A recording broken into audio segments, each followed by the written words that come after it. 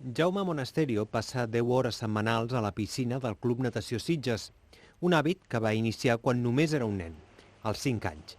Afectat per una discapacitat, Jaume va començar a practicar la natació per recomanació mèdica i, 20 anys després, els seus èxits esportius el van portar a ser nomenat el 2016 millor esportista català universitari. Un reconeixement motivat per, entre d'altres, les 5 medalles aconseguides als europeus universitaris de Rijeka, a Croàcia, un or, 3 plates i un bronze. Estudiant d'enginyeria informàtica al campus de la UPC de Vilanova i la Geltrú, ha compaginat estudis i natació. De cara a futur, molts reptes per davant, però en poc temps i posant estudis i feina davant de tot. Però si he escollit la possibilitat d'anar-hi, jo a por ell.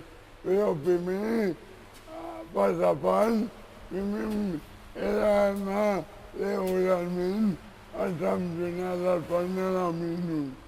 Perquè si no vaig, no em puc plantejar ni jocs, ni mundial, ni europeus. La família, especialment el seu pare i el club, són els seus màxims suports. Jaume Monasterio reconeix que mai s'hauria imaginat assolir els èxits aconseguits, tant en les competicions catalanes de discapacitats com als europeus universitaris. M'agradaria arribar molt més amunt, però no totes les mostres.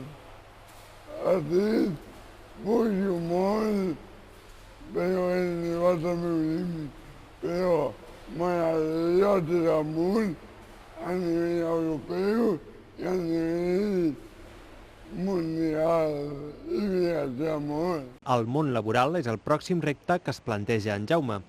Aquest mateix any començarà a treballar amb una fundació sitgetana.